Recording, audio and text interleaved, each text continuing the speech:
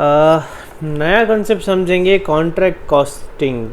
Contract costing, अगर आपने इसके पहले अकाउंट्स का अकाउंटिंग स्टैंडर्ड पढ़ा है, उसमें कॉन्ट्रैक्ट अकाउंटिंग आपने देखा है, तो ये टॉपिक आपको काफ़ी इजी हो जाएगा, क्योंकि इसमें मैं कुछ भी नया नहीं सिखाने वाला हूँ। जो अकाउंटिंग स्टैंडर्ड है, अकाउंटिंग स्टैंडर्ड में जो आपने सीखा है वही मैं यहाँ रिपीट करने वाला हूँ। ओके, तो कॉन्ट्रैक्ट कॉस्टिंग होता क्या है? कॉन्ट्रैक्ट कॉस्टिंग कुछ भी नहीं है। कॉन्ट्रैक्ट कॉस्टिंग जॉब कॉस्टिंग का बड़ा भाई है। जॉब कॉस्टिंग में हम क्या करते, एक पर्टिकुलर जॉब की कॉस्ट निकालते हैं। जॉब कॉस्टिंग में हम क्या करते हैं, एक पर्टिकुलर जॉब की कॉस्ट निकालते हैं। ठीक है, उसी तरह कॉन्ट्रैक्ट कॉस्टिंग में हम एक कॉन्ट्रैक्ट की कॉस्ट निकालेंगे। जॉब कैसे होते थे? जॉब छोटे छोटे होते थे। जॉब छोटे छोटे होते थे, two wheeler repairing, two wheeler servicing, या इतने यूनिट्स ऑफ ये मैन्युफैक्चरिंग। लेकिन कॉन्ट्रैक्ट कैसे होते हैं? जनरली कॉन्ट्रैक्ट होते हैं कंस्ट्रक्शन कॉन्ट्रैक्ट। उसमें क्या होता है? Generally construction of roads, bridges, flyover, ये सारी चीज़ें काम में आती है कॉन्ट्रैक्ट कॉस्टिंग में। तो कॉन्ट्रैक्ट कॉस्टिंग का एक फीचर ये है कि ये मोर देन 1 ईयर चलते हैं। कॉन्ट्रैक्ट किसको बोलते हैं? जो लंबे समय के लिए चलते हैं। For example more than 1 year, जैसे कि हमारा राजापेट का फ्लाईओवर कितने दिन में बन गया? 6 महीने, 1 साल, 2 साल, 5 साल, बहुत टाइम लग गया ना। तो उसे क्या कहते हैं? हम कॉन्ट्रैक्ट कहते हैं, कॉन्ट्रैक्ट। अब ऐसे समय में कॉस्ट कैसे निकालनी है इसकी, वो हम सीखेंगे कॉन्ट्रैक्ट कॉस्टिंग के ज़रिए। Contract costing is a form of specific order costing. जैसे कि हमने जॉब कॉस्टिंग में भी पढ़ा था। जॉब कॉस्टिंग भी क्या था? स्पेसिफिक ऑर्डर कॉस्टिंग ही था। Where the job undertaken is relatively large, relatively large, relatively large, इस पे ध्यान देना है। जॉब कैसा है? Relatively large and normally takes period longer than a year, longer than a year, लंबे समय तक के चल रहा है वो। लॉन्गर देन अ ईयर मतलब लंबे समय तक के चल रहा है, 1 साल से ज़्यादा, तो उसे हम क्या कहेंगे? Contract costing.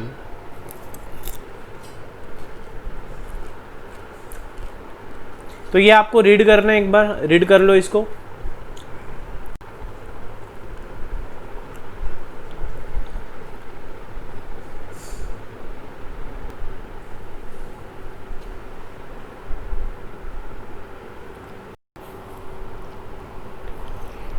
ठीक है, तो कॉन्ट्रैक्ट मतलब हमने देखा था कि ये स्पेसिफिक ऑर्डर कॉस्टिंग ही होता है, लेकिन ये कैसा होता है? बहुत बड़ा होता है, जिसे 1 साल से ज़्यादा समय लगता है। ठीक है, तो कॉन्ट्रैक्ट कॉस्टिंग ये डिस्टिंक्ट फीचर्स देखेंगे। Contract is ordinarily carried out at the site of the contract. जहाँ एट द साइट, जैसे कि जो राजापेट का फ्लाईओवर था वो कहाँ बना? राजापेट पे ही बना ना, कि कोई फैक्ट्री में बना? नहीं, राजापेट पे ही बना, तो at the site. The bulk of the expenses incurred by the contract are considered as direct. Most of the expenses इसमें क्या होते हैं? डायरेक्ट एक्सपेंस ही होते हैं। इनडायरेक्ट एक्सपेंसेस में क्या आएगा कि जो ऑफिस के एक्सपेंसेस है या स्टोर्स है, वर्क्स है, वही इनडायरेक्ट में आएगा। बाकी सब मोस्ट ऑफ द एक्सपेंसेस क्या रहेंगे? Direct expenses. A separate account is usually maintain for each contract.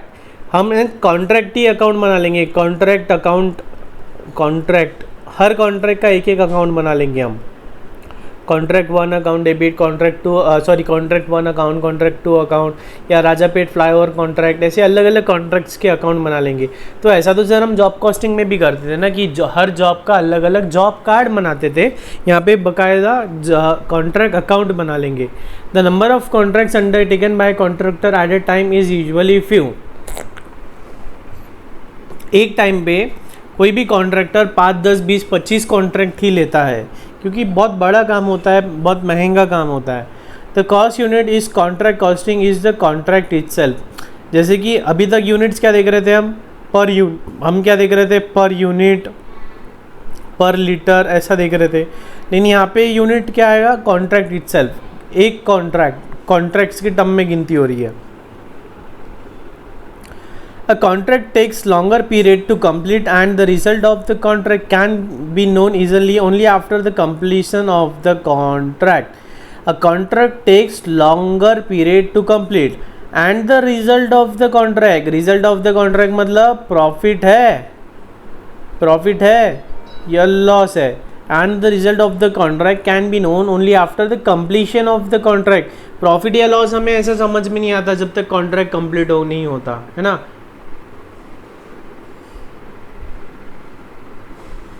Just a minute ना।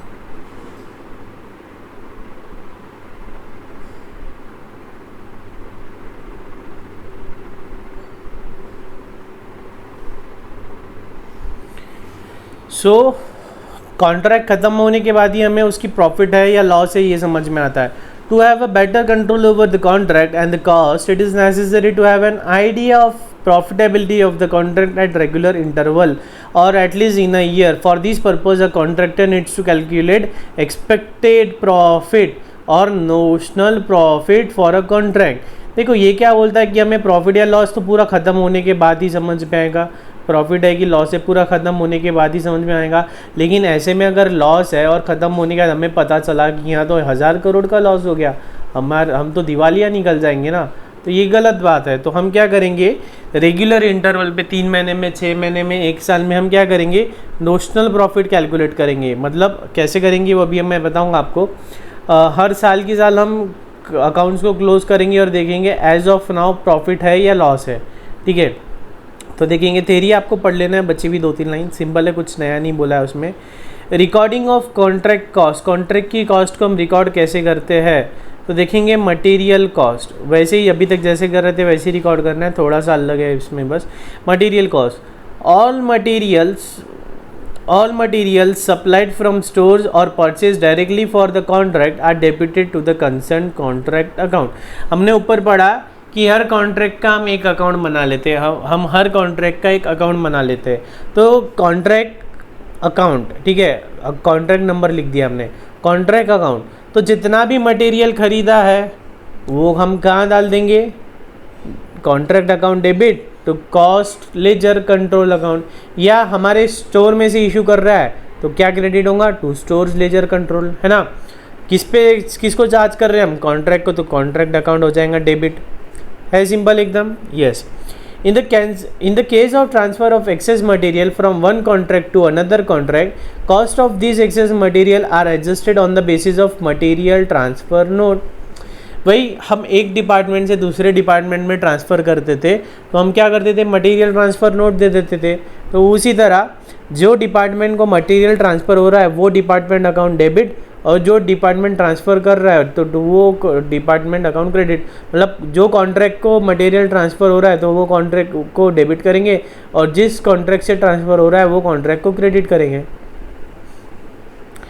In case the return of surplus material appears uneconomical on account of high cost of transportation, the same is sold and the concerned contract is credited with the price realized. Any loss or profit arising therefrom is transferred to costing profit and loss account। कई बार क्या हो जाता है, contract ख़त्म हो जाता है, कॉन्ट्रैक्ट ख़त्म होने के बाद में हमारे पास में मटेरियल बच जाता है, ठीक है। तो नॉर्मल केस में हम क्या करेंगे, मटेरियल बच गया तो जिससे ख़रीदा था उसे रिटर्न कर देंगे, ठीक है। रिटर्न कर दिया तो नॉर्मल जो जॉब कॉस्टिंग में हमने ऊपर एंट्री देखी थी वही, ठीक है।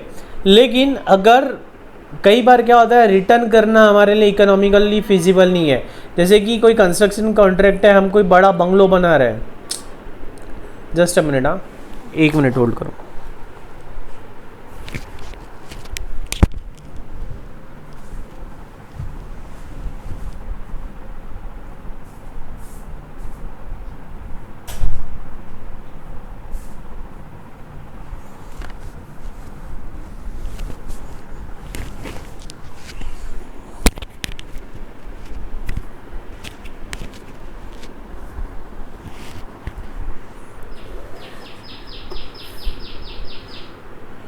ठीक है, कभी कभी क्या होता है कि मटेरियल जो बच गया वो रिटर्न करना फिजिबल नहीं है, इकोनॉमिकल नहीं है। जैसे कि हमने मार्बल बुलाया था राजस्थान से मार्बल बुलाया था। अब मार्बल बचा कितना है, सिर्फ मार्बल के सिर्फ 100 स्क्वायर फीट का मार्बल बचा है। तो अगर इसे हम राजस्थान भेजेंगे बाय ट्रांसपोर्टेशन तो खर्चा बहुत ज़्यादा लग जाएगा, बहुत एक्सपेंसिव हो जाएगा, इकोनॉमिकल नहीं रहेगा। जितनी उसकी कीमत नहीं उससे ज़्यादा तो उसका ट्रांसपोर्टेशन लग जाएगा। तो ऐसे केस में हम क्या करेंगे, लोकल में सेल कर देंगे। ऐसे में हम लोकल में सेल कर देंगे और अगर जो भी प्रॉफिट हो रहा है या जो भी लॉस हो रहा है वो क्या करेंगे हम costing profit and loss account को चार्ज कर देंगे। जो भी प्रॉफिट है लॉस है वो हम क्या करेंगे costing profit and loss account को चार्ज कर देंगे।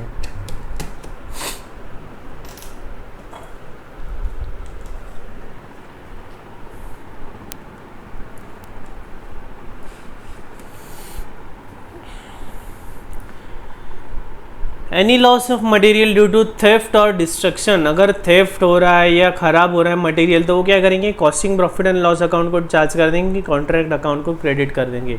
If any stores items are used for manufacturing tools cost of such store items are charge to the work expenses, अगर हम टूल्स भी खुद ही बना रहे हैं तो हम क्या करेंगे work expenses account debit to stores ledger control account with amount of stores use for works, contract account debit to works expense.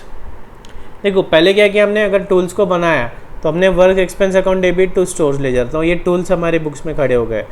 अब क्या करेंगे with amount of stores use for works, ठीक है, बाद में with amount of work use in the contract. अब उस particular contract पे हमने कितना काम किया उस मटेरियल से तो वो उसमें ट्रांसफ़र कर देंगे, वो हमने उसमें ट्रांसफ़र कर दिया, ठीक है। एम्प्लॉय लेबर कॉस्ट, अब देखेंगे एम्प्लॉय लेबर कॉस्ट कैसा है। Workers employed on the side of the contract is regarded as direct employees irrespective of the nature of the tax perform and the wages paid to them are charged to the concerned contract directly। सबको हम क्या assume करते हैं कि direct employees है और contract में cost डाल देते हैं। If an employee is incurred concurrently in other contracts also, then the total wages paid is apportioned to the contract on some reasonable basis, usually on time basis। हम क्या करते हैं जो भी लेबर ने काम किया उसको डायरेक्ट एम्प्लॉय समझ के कॉन्ट्रैक्ट में चार्ज कर देते हैं, ठीक है। लेकिन कभी कभी एक लेबर बहुत सारे कॉन्ट्रैक्ट्स पे काम कर रहा है तो उसको हम क्या करते हैं अपोर्शन करते हैं। कौन से बेसिस पे, रीजनेबल बेसिस पे। रीजनेबल बेसिस जनरली कौन सा रहता है, टाइम बेसिस, ठीक है। Contract account debit to wages control account, contract account debit to wages control account. Direct expenses are directly charged to the concerned contract account, contract account debit to direct expenses account. Indirect expenses such as expenses of engineers, surveyors, supervisors, corporate office, etc. may be distributed over several contracts on certain reasonable basis as overheads. Contracts account debits to overheads account. Plant and machinery, the value of the plant and machinery in a contract may be either debited to contract account and the written down value thereof at the end of the year entered on the credit side of the closing to the contract account, or only a charge for use of the plant and machinery may be debited to the contract account। तो plant and machinery जो use हो रही है ना उसमें क्या करते हैं, उसको हम क्या करेंगे, जैसे कि हमने 10 लाख की प्लांट एंड मशीनरी परचेस की है, ठीक है, तो कॉन्ट्रैक्ट अकाउंट को हम डेबिट कर देंगे 10 लाख से प्लांट एंड मशीनरी, ठीक है। अब 3 साल बाद जब कॉन्ट्रैक्ट ख़त्म हुआ तो ये प्लांट एंड मशीनरी की वैल्यू हम देख लेंगे कि कितनी है, बुक्स में 6 लाख है, हाँ 6 लाख है, तो प्लांट एंड कॉन्ट्रैक्ट अकाउंट को 6 लाख से प्लांट एंड मशीनरी क्रेडिट कर देंगे, ठीक है। मतलब ईयर 1 हमारा कॉन्ट्रैक्ट चला कितना, 3 साल के लिए, ईयर 1, 2 एंड 3। जब ईयर 1 पे हमने मशीनरी खरीदा था 10 लाख की थी, ईयर 3 पे उसकी वैल्यू रहेगी 6 लाख की। मतलब 3 साल जब उसने उस कॉन्ट्रैक्ट पे काम किया तो कितना प्लांट एंड मशीनरी लग गया, 4 लाख रुपए का प्लांट एंड मशीनरी लग गया। लेकिन हमें ऐसा कुछ पता था क्या कितने साल कॉन्ट्रैक्ट चलेगा, नहीं। तो हमने क्या किया, पूरी मशीन की कीमत डेबिट कर दी, पूरे 10 लाख से डेबिट कर दिया, और बाद में जितनी कीमत बच गई आखिरी में उतने से क्रेडिट कर दिया। तो नेट डेबिट कितना रह गया, 4 लाख का नेट डेबिट, 4 लाख का नेट डेबिट हो गया, है ना, सिंपल है। या एक ट्रिक बताता हूँ, ये नॉर्मल क्या है हमारा रॉ मटेरियल के जैसा हो गया, ये ओपनिंग रॉ मटेरियल, ये क्लोजिंग रॉ मटेरियल, ऐसा हो गया, ठीक है। Contract account debit to plant and machinery with cost, जितने में खरीदा, और बाद में विद WDV 3rd ईयर में जितने भी बचा, या जो भी ईयर में हमारा जितना भी प्लांट एंड मशीनरी बचा वो अकाउंट डेबिट टू कॉन्ट्रैक्ट। या हम ऐसा कर सकते हैं, contract account debit to depreciation on plant and machinery, ठीक है। ये थी एक मेथड, और ये है दूसरी मेथड।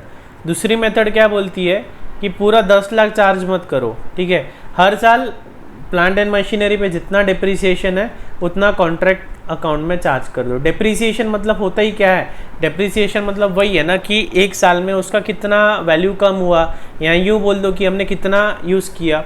जैसे कि अब हमारा normal profit and loss account है, एक नॉर्मल सिनारियो बता रहा हूँ, normal scenario profit and loss account है। अब प्रॉफिट एंड लॉस अकाउंट है, हमने 50 लाख की मशीनरी खरीदी और 50 लाख की मशीनरी एक ही साल में डेबिट कर दी, तो हमें तो क्या हो जाएगा, लॉस हो जाएगा ना। और वो मशीनरी का बेनिफिट हमने एक साल लिया क्या, नहीं, हमने तो बहुत सारे साल में लिया, ईयर 1 2 3 4 5 ईयर्स, 1 2 3 ऐसे हर साल बहुत सारे साल लिया।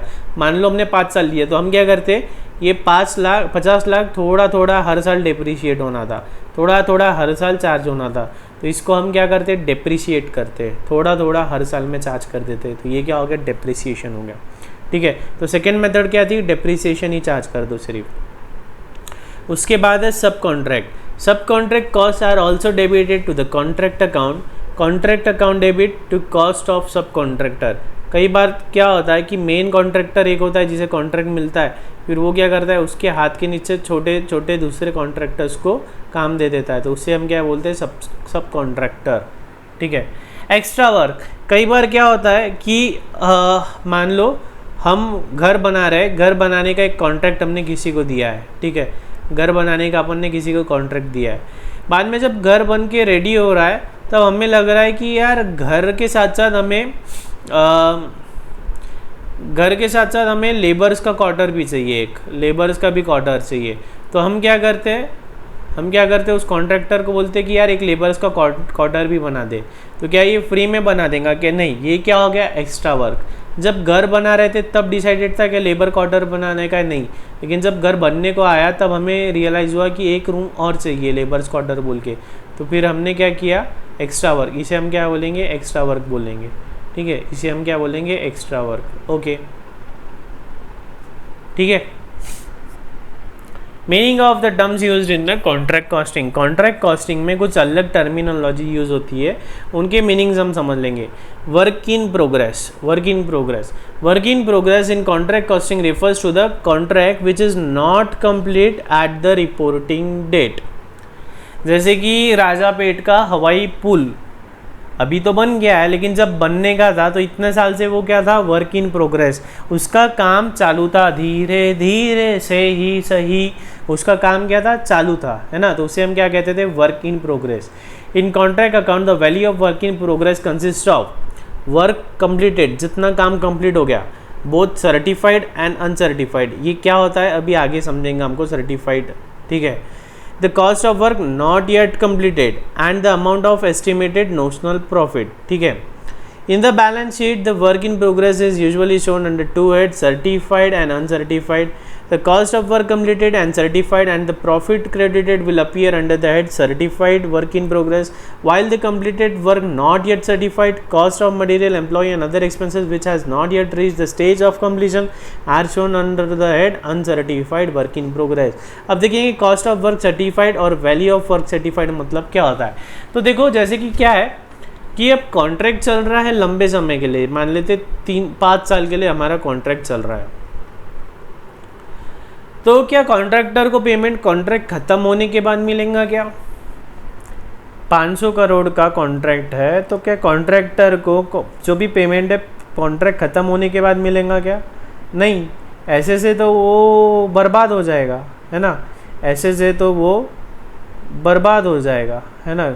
तो क्या होता है इसमें स्टेप वाइज पेमेंट मिलती है, स्टेप वाइज पेमेंट मिलती है कि 25% कंप्लीट हुआ तो कितना पेमेंट, 50% कंप्लीट हुआ तो कितना पेमेंट, 70% कंप्लीट हुआ तो कितना पेमेंट, 90% कंप्लीट हुआ तो कितना पेमेंट।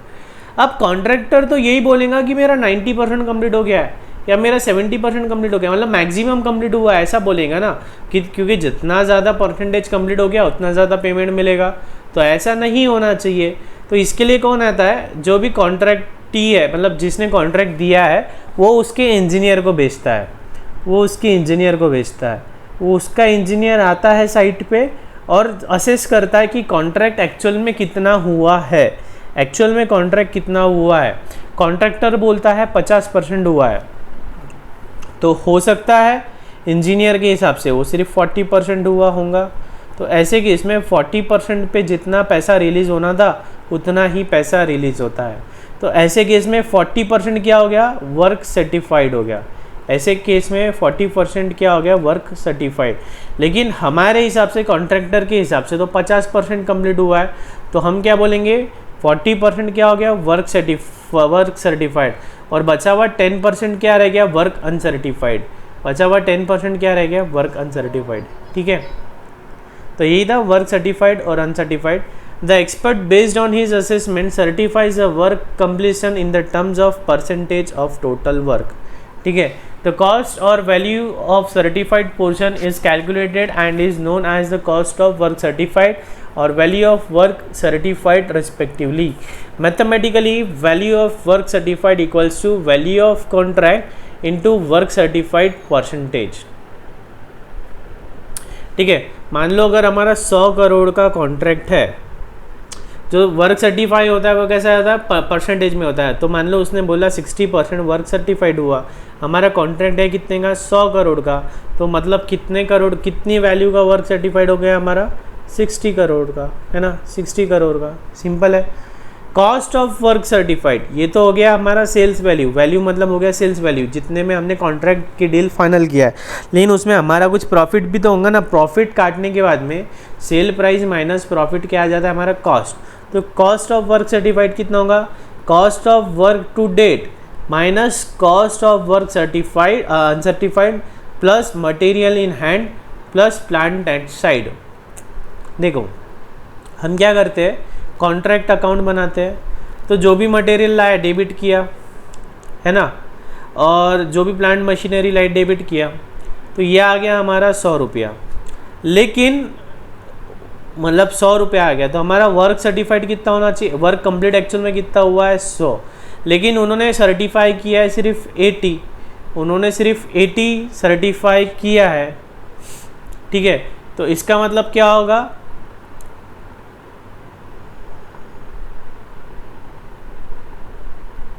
एक मिनट,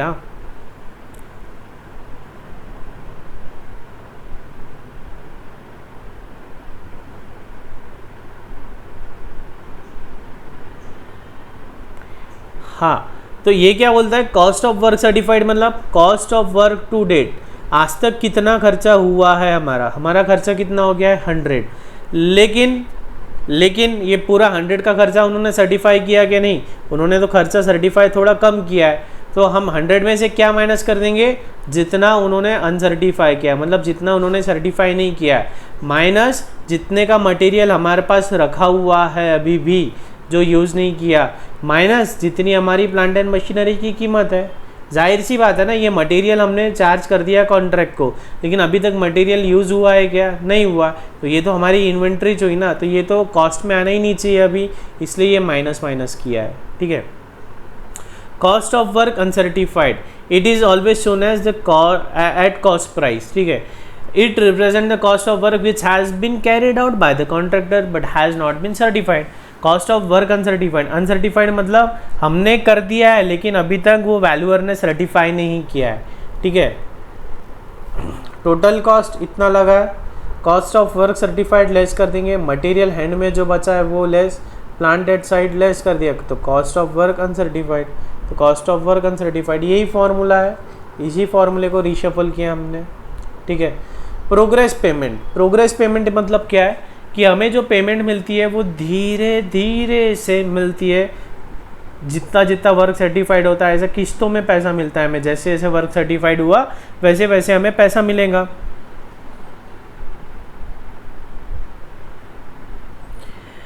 धीरे धीरे से मेरी जिंदगी में आना, धीरे धीरे से को चुराना। प्रोग्रेस पेमेंट है ना, तो उसे a contractor gets payment for the work done on a contract based on the work completion. Since a contract takes a longer period to complete and requires a large investment in working capital to progress the contract, hence it is desirable by the contractor to have a periodic payment from the contractee against the work done to avoid the working capital shortage.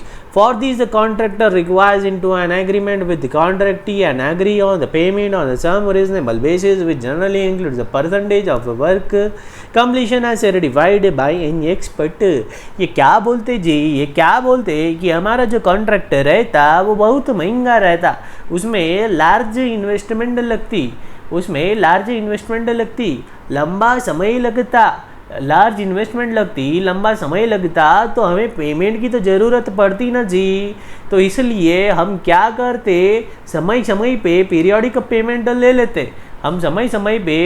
Payment ले लेते। कैसे लेते, जैसा work हमारा complete होता ना वैसे हम पेमेंट ले लेते। ऐसा क्यों लेते, नहीं तो क्या होगा जी, 5 साल का कॉन्ट्रैक्ट, हज़ारों करोड़ रुपया लग रहा है, हमें वर्किंग कैपिटल का शॉर्टेज हो जाएगा ना जी। हम पैसा लगाते ही जा रहे हैं लेकिन आवक कुछ भी नहीं है, तो वर्किंग कैपिटल का शॉर्टेज नको होना जी। इसके वास्ते हम क्या करते हैं, समय समय पे पेमेंट ले लेते जी। ऐसे पेमेंट को हम क्या बोलते, ऐसे पेमेंट को हम प्रोग्रेस पेमेंट बोलते जी। ठीक है, परसेंटेज ऑफ और प्रोग्रेस पेमेंट कैसे मिलता है जी, परसेंटेज ऑफ वर्क कंप्लीशन, जितना ना काम हमने कंप्लीट किया है जी उतना परसेंटेज हमको पेमेंट मिल जाता। अब परसेंटेज कंप्लीट हुआ ये कितना कैसे पता चलता जी, बहुत होशियार है जी तुम, सर्टिफाइड वाइन एक्सपर्ट, कोई तो भी एक्सपर्ट तुम्हारे जैसा ही कोई तो भी एक्सपर्ट आके उसको सर्टिफाई करता जी कि कितना काम कंप्लीट हुआ है, आया कि नहीं भेजे में। Progress payment equals to value of work certified minus retention money minus payment to date.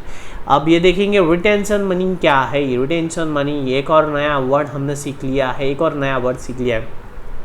तो देखो प्रोग्रेस पेमेंट क्या होता है, वैल्यू ऑफ वर्क सर्टिफाइड, हमने 60% काम सर्टिफाइड किया है, 100 करोड़ का कॉन्ट्रैक्ट था, तो 60 करोड़ हमें मिल जाना चाहिए था। ठीक है, माइनस पेमेंट टू डेट, इसके पहले जब 40% सर्टिफाइड हुआ था तो हमने 40 करोड़ दे दिया था, तो 40 करोड़ माइनस हो जाएगा। ठीक है, तो 60 करोड़ माइनस 40 करोड़ 20 करोड़ लॉजिकली मिलना चाहिए, लेकिन कॉन्ट्रैक्टर ने जितना काम किया उतना हमने पेमेंट कर दिया, तो कॉन्ट्रैक्टर तो काम छोड़ के भी भाग सकता है ना, तो इसलिए हम क्या करते हैं, उसका कुछ पैसा अटका के रखते हैं, तो उसे बोलते हैं रिटेंशन मनी।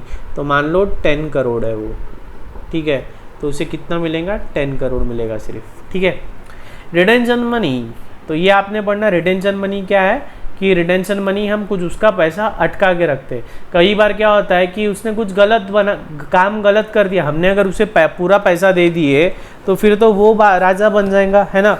अगर हमने उसका कुछ पैसा अटका के रखा है तो वो काम गलत किया तो हम उसे ज़बरदस्ती काम सही करने लगा सकते हैं, तो इसलिए हम क्या करते हैं, मनी कुछ रिटर्न करके रखते। ये आपको पढ़ना है, सिंपल है एकदम। Cash received, it is ascertained by deducting the retention money from the value of work certified.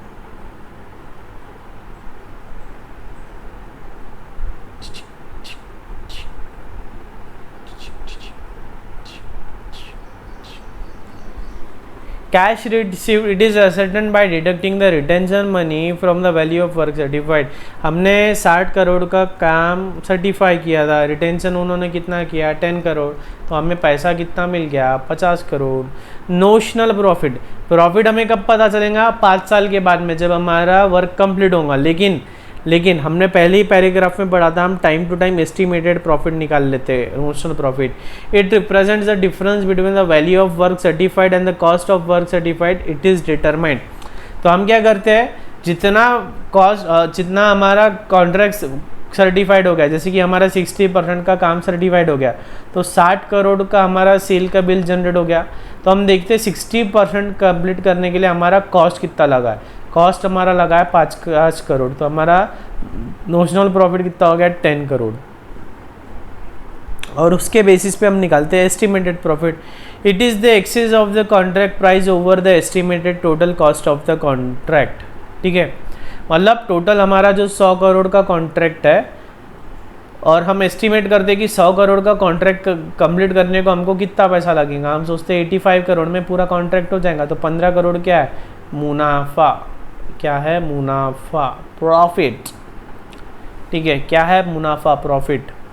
Compute estimated profit on a contract which has been 90% complete from the following particulars. Total expenditure to date 22,50,000, आगे होने वाला खर्चा 2,50,000, contract price 32,50,000, work certified 27,50,000, work uncertified 1,75,000, cash received 21,75,000।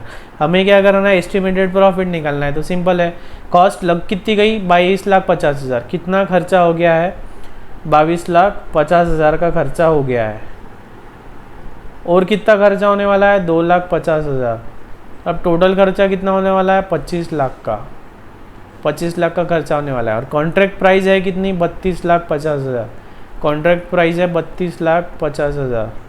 तो मतलब हमारा profit कितना हो गया, हमारा प्रॉफिट कितना हो गया 7,50,000। सिंपल है एकदम, कुछ भी नहीं किया हमने, सिंपल है। ये वर्क सर्टिफाइड, कैश रिसिप्ट सब यूजलेस डेटा है ये क्वेश्चन में, आपको गुमराह करने के लिए ये डेटा दिया हुआ है। सिंपल है, ठीक है। आगे देखेंगे हम कॉस्ट प्लस कॉन्ट्रैक्ट। क्या देखेंगे, cost plus contract.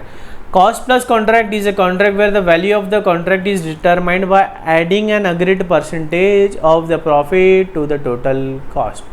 Cost plus contract क्या होता है कि जैसे कि ये अभी हमने जो कॉन्ट्रैक्ट देखा ना, इसमें हमको क्या हो सकता है, प्रॉफिट भी हो सकता है, लॉस भी हो सकता है। हमने कॉन्ट्रैक्ट की कीमत कितनी बोली थी 32,50,000, ठीक है। अब कॉस्ट हमें 35 लाख भी अगर बनाने में, कॉन्ट्रैक्ट में अगर हमारा खर्चा 35 लाख भी हो गया तो हमें हमारा क्लाइंट कितना देगा 32,50,000 ही देगा। तो ऐसे केस में हमें प्रॉफिट भी हो सकता है, लॉस भी हो सकता है, ठीक है।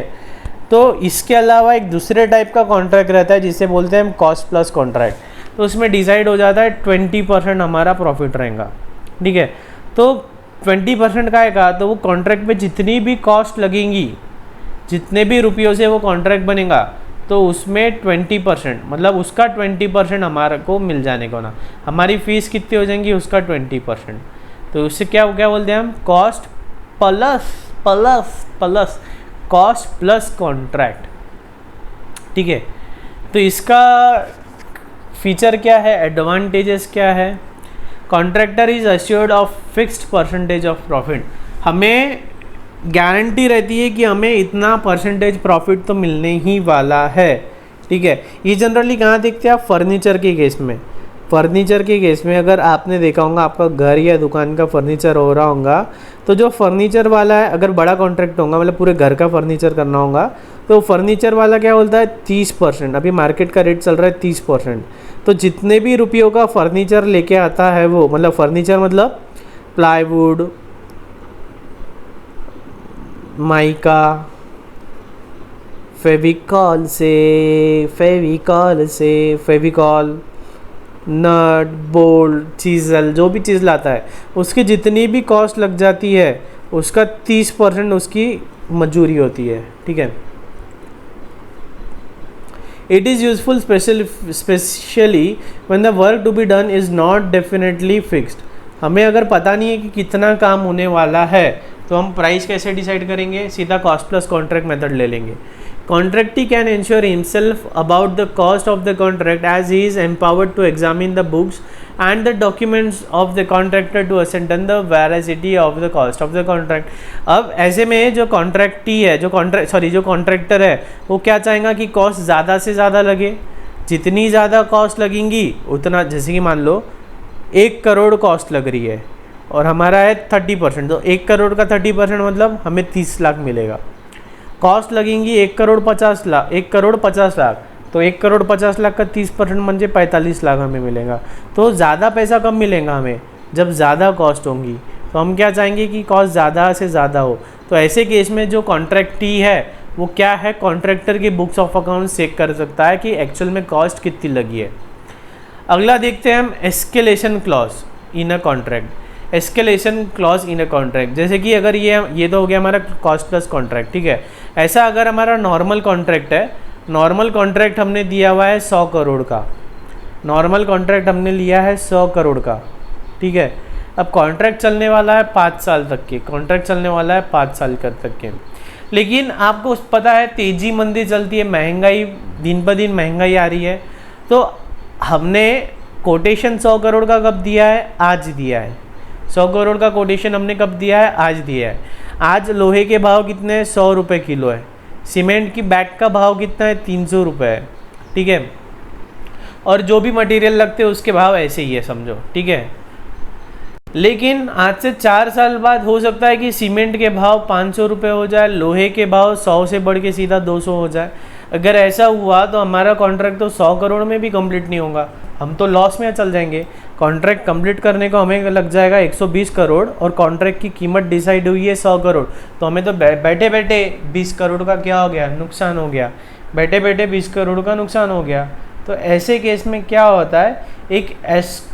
एक एस्केलेशन क्लॉज होता है। ऐसे केस में क्या होता है? एक एस्केलेशन क्लॉज होता है।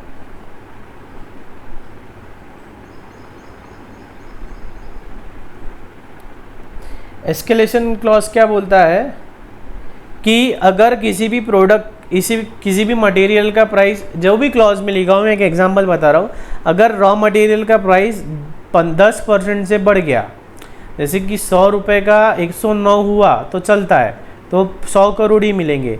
लेकिन अगर 100 रुपये का लोहा 120 हो गया तो कितना बढ़ गया? 20% बढ़ गया। 20% इज़ मोर देन 10%।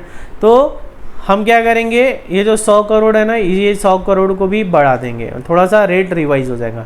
तो इसको क्या बोलते हैं? Escalation clause. एस्केलेट करना मतलब ऊपर चढ़ाना, भाव बढ़ाना। अभी भाव कितने? 100 करोड़ का कॉन्ट्रैक्ट है। एस्केलेशन क्लॉज मतलब 100 करोड़ से प्राइस और बढ़ा देना, ठीक है। तो उसको बोलते हैं एस्केलेशन क्लॉज। एस्केलेटर जो मॉल में लगा होता है उसे क्या बोलते हैं? जो सीढ़ियाँ हमें ऊपर लेके जाती है, उन सीढ़ियों को हम क्या बोलते हैं? एस्केलेटर बोलते हैं। क्या बोलते हैं? एस्केलेटर बोलते हैं, ठीक है। क्या बोलते हैं? एस्केलेटर बोलते हैं।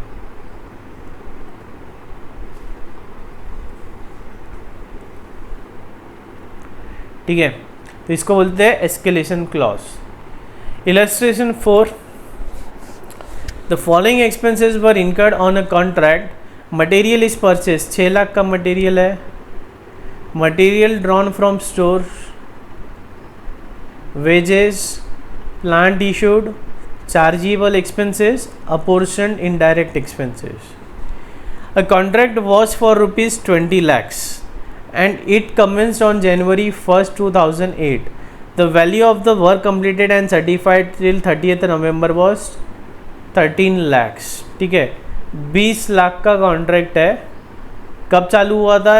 1 जनवरी को चालू हुआ था और 30 नवंबर तक के कितना कंप्लीट हुआ है? कंप्लीटेड एंड सर्टिफाइड, जितना कंप्लीट हुआ है उतना ही सर्टिफाई कर दिया, 13 lakh. Of this 10,40,000 was received in cash, इसमें से 10,40,000 हमें कैश मिल भी गया है। The balance being held back as retention money, तो 2,60,000 क्या हो गया? रिटेंशन मनी हो गया।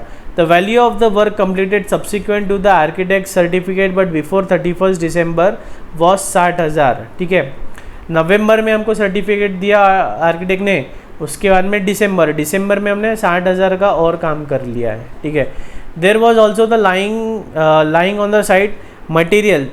31 दिसंबर को 40,000 का मटेरियल हमारे पास पड़ा था और 30,000 की प्लांट एंड मशीनरी रखी थी। तो you are required to compute the value of work certified, cost of work not certified and the notional profit on the contract till 31 December 2018। कुछ भी नहीं करना है, ऊपर जो दिया हुआ फॉर्मूला था वो फॉर्मूला अप्लाई करना है, आपका आंसर आ जाएगा। ट्राई करो।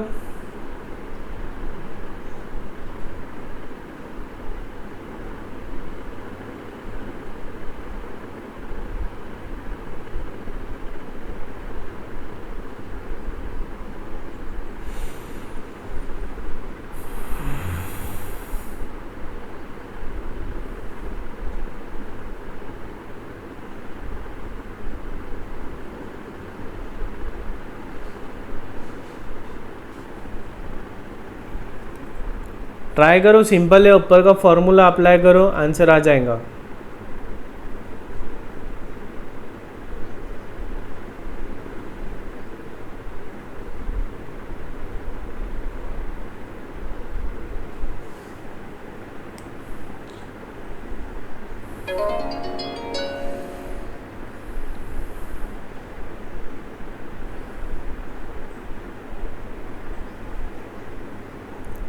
ठीक है। एक तो आप इसे ऊपर के फॉर्मूला लगा के भी कर सकते हो या फिर सीधा कॉन्ट्रैक्ट अकाउंट ही बना लो। हम क्या करते हैं, सीधा सीधा कॉन्ट्रैक्ट अकाउंट बना लेंगे।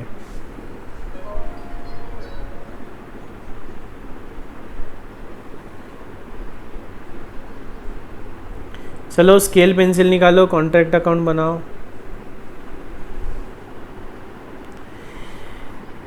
जीने लगा हूँ पहले। Happy friendship day guys.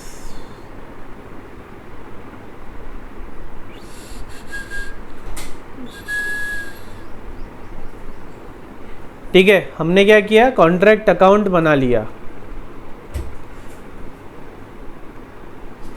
Contract account. अब देखते जाना है, हमें क्वेश्चन पढ़ना है और आंसर में लिखते जाना है। तो कॉन्ट्रैक्ट अकाउंट को हम क्या करते हैं, सीधा डेबिट कर देते, जो जो खर्चा हुआ है। क्या क्या खर्चा हुआ हमारा, पहले तो हुआ है मटेरियल। क्वेश्चन पढ़ो, मैं क्वेश्चन से डेटा ले रहा हूँ। मटेरियल कितना लग गया, 6 लाख का। तो क्या करेंगे, to material purchased, to material purchased कितना, 6 लाख। 6 लाख का मटेरियल परचेस किया है। ठीक है, बाद में क्या हो गया, to stores issued, stores issued कितना बता रहा है, स्टोर्स इशूड 1 लाख, 1 लाख का स्टोर इशू बता रहा है। वेजेस, टू लिखना है आगे, हाँ, टू वेजेस, वेजेस कितने बता रहा है वो, 2,25,000। यहाँ से देख के लिख रहा हूँ मैं, देखो। ठीक है, क्वेश्चन से ही डेटा उठा रहा हूँ, क्वेश्चन से ही पूरा डेटा आ रहा है ये यहाँ से। तो टू वेजेस कितना हो गया, 2,25,000। उसके बाद में प्लांट कितने का अलॉट हुआ था, 2 प्लांट। हमने पढ़ा था ना, जितने का प्लांट है उतना पूरा डेबिट कर देते हैं। तो 2 प्लांट 75,000। इनडायरेक्ट एक्सपेंसेस कितने लगे हैं, to indirect expenses, to indirect expenses कितने लगे, इनडायरेक्ट एक्सपेंसेस 25,000। पूरा का पूरा वैसा का वैसा कॉपी पेस्ट कर दिया। ठीक है, मान में हम देख रहे हैं बाय क्रेडिट साइड, देखेंगे हम वर्क सर्टिफाइड एंड कंप्लीटेड कितना बता रहा है, 13 लाख। 13 लाख का हमारा सेल हो गया, मतलब वर्क सर्टिफाइड मतलब सेल जैसा हो गया। तो बाय WIP ब्रैकेट में वर्क सर्टिफाइड, वर्क सर्टिफाइड कितना है, 13 लाख। देखो ये ऐसा ही हुआ ना, हमने यहाँ जो भी खर्चा डेबिट किया ये इतना, ये क्या है हमारा खर्चा हमने डेबिट किया है। और क्रेडिट साइड हम क्या लिखते हैं, profit and loss trading account में सेल्स। तो ये हमारा सेल्स के जैसा ही हुआ, बाय वर्क सर्टिफाइड 13 लाख। और फिर इसमें क्या क्लोजिंग स्टॉक ऐड हो जाएगा हमारा, है ना। तो इसमें क्लोजिंग स्टॉक क्या है, by work uncertified, by work uncertified. जो काम हमने कर लिया है लेकिन वो अभी तक सर्टिफाइड नहीं हुआ। तो दिसंबर के महीने में हमने कितना काम किया था, 60,000 का, वो सर्टिफाई हुआ क्या अभी नहीं, तो वो 60,000 ही आ गया। तो और लास्ट में क्लोजिंग स्टॉक में मटेरियल बचा है ना हमारे पास, यस, कितना मटेरियल बचा है देख के बताओ, 40,000 का मटेरियल बचा है। तो ये 40,000 भी यहाँ आ गए। ठीक है, और प्लांट एंड मशीनरी का क्या, प्लांट भी तो हमारे पास रखा हुआ है ना अभी, कितना है, 30,000 का प्लांट भी बचा हुआ है। ठीक है, तो टोटल कर लो कितना हो रहा है, 13 लाख, 14 लाख, 14 लाख 30,000। तो टोटल आ गई इधर 14 लाख 30,000। बैलेंसिंग फिगर कहाँ आ रही है, यहाँ आ रही है। मतलब क्या, प्रॉफिट है कि लॉस है, प्रॉफिट है। टू कॉस्टिंग P&L कितना आ रहा है, 3,30,000, 3,30,000। बैलेंसिंग फिगर कैसे लिखते हो, बॉक्स में लिखते हो या फिर यहाँ पे एस्टिक करके लिखना बैलेंसिंग फिगर। ठीक है, क्लोज कर दो, 14,30,000। ठीक है, 14,30,000। ओके, चलो ठीक है, सिंपल था, कॉपी कर लो। बराबर स्केल पेंसिल से ड्रॉ करना है, पर्टिकुलर्स अमाउंट लिखना है, डेबिट क्रेडिट। ओके, तो ये था इलस्ट्रेशन नंबर 4। इसी के जैसा है इलस्ट्रेशन नंबर 5, ये आपका होमवर्क है। इलस्ट्रेशन नंबर 5 आपका होमवर्क है। अब हम चलते हैं इलस्ट्रेशन नंबर 6। काफ़ी बड़ा है इलस्ट्रेशन नंबर 6, 7। ओके, तो आज ये टॉपिक भी हमारा कंप्लीट हो जाएगा। इलस्ट्रेशन नंबर 5 मैंने होमवर्क दिया है।